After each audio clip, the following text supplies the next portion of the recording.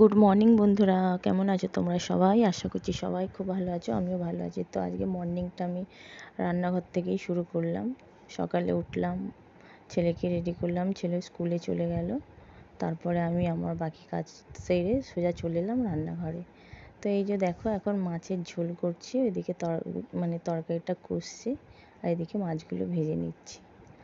আর আমার ভাত, করলা আলু ভাতে দিয়েছিলাম, আর ঢেঁড়স আলু ভাজা, এটা আমার হয়ে গেছে। তো এই যে এখন তরকারিটা হচ্ছে। তো এইভাবে একদিকে একটা তরকারি বসালে আর একটা কড়াই ভাজা বসিয়ে দিলাম, বা একদিকে ডাল হলে একদিকে ভাত বসিয়ে দিই।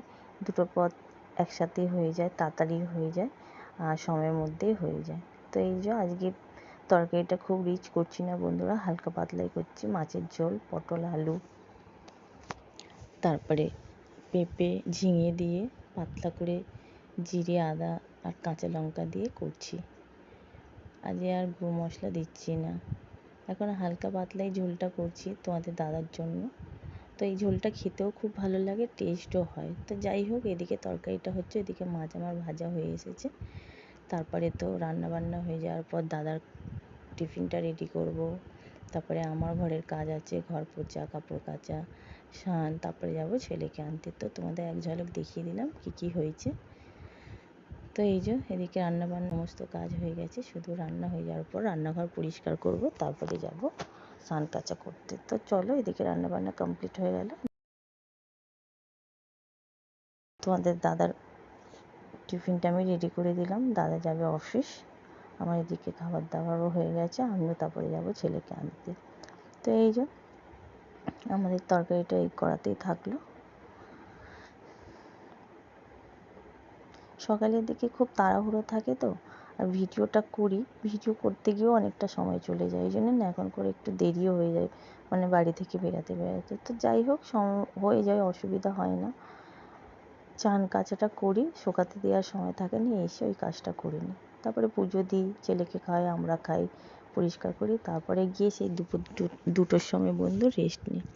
তারপরে এই যে তোমাদের দাদা দোকান বাজার এনেছিল, তো এখন কিছুই গোছাবো না, সব সাইড করে সুন্দর করে রেখে দিয়ে চলে যাব সোজা ছেলেকে আনতে, বাকি কাজগুলো করে। তো দেখি স্নান কাচা সমস্ত কিছু করে চলে গেছিলাম ছেলেকে স্কুলে আনতে।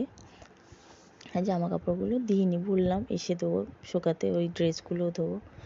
যাই হোক, এলাম, এসে জামা কাপড়গুলো সমস্ত কিছু শোকাতে দিলাম, পুজো দিলাম, খাচ্ছিলাম, আমি খেয়ে ছেলেকে খাওয়াচ্ছিলাম। আর বৃষ্টি পড়ছে জানো তো বন্ধু, কিন্তু এত পরিমাণ যে বৃষ্টি হয়েছে আমি বুঝতেই পারিনি। যখন খাওয়া দাওয়া হয়ে বাসন ধুয়ে জামাটা চেঞ্জ করে নিই, আমি করে যখন বারান্দায় আসছি, এসে দেখছি আমার সব জামা কাপড় তো ভিজে ছিল, আরও ভিজে এক জায়গায় জড়ো হয়ে গেছে, আর বৃষ্টি হচ্ছে দেখছি যেন কুয়াশা পড়েছে। তো যাই হোক, ওইদিকে জামা কাপড়গুলো ওরমই ছিল, বৃষ্টি পড়ছিল, আমি আর বারান্দায় যাইনি। আমি ভাবলাম থাক, বিকালবেলা আবার ঠিকঠাক করে দেবো, এখন বৃষ্টি হবে, আমি একটু শুয়ে পড়েছিলাম।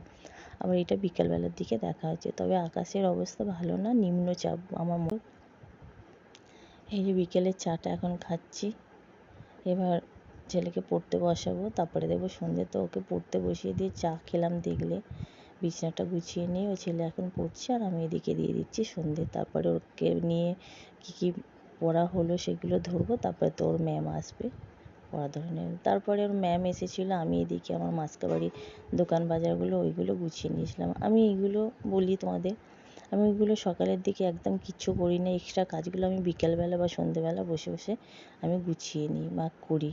কেন বলতো, সকালে এমনি টাইমের ব্যাপার থাকে, সমস্ত কাজ করে আমার টাইমের মধ্যে বেরাতে হবে, তোমাদের দাদাও টাইমের মধ্যে যাবে, সেই জন্যে বাকি সকালের যে কাজগুলো সেগুলো করি, সন্ধ্যের পর থেকে এইগুলো আমি করি বসে বসে। এই যে আমার দোকান বাজার সব গোছানো হয়ে গেছে, এখন এখানেই রেখেছি, কালকে সব জায়গার জিনিস জায়গায় রেখে দেবো। তারপরে এই যে রাত্রে শোয়ার আগে আমি সমস্ত জায়গা পরিষ্কার করে সুন্দর করে গুছিয়ে তারপরে যাই শুতে। তো বন্ধুরা, ভিডিওটা অনেকটাই চলে আসলাম, ভালো লাগলে লাইক শেয়ার সাবস্ক্রাইব করো, খুব ভালো লাগলে বন্ধুদের মাঝে শেয়ার করো, আর কমেন্ট অবশ্যই করো, কমেন্টে জানিও কেমন লাগলো। তারপরে এই যে কিছু বোতল ফাঁকা ছিল সেগুলো ভরে নিলাম, আর রান্নাঘর তো অবশ্যই রাত্রে আমি পরিষ্কার করে শোবো। তো আজকের মতন টাটা, গুড নাইট, সবাই খুব ভালো থেকো, আবার দেখা হচ্ছে নতুন একটা ভিডিও।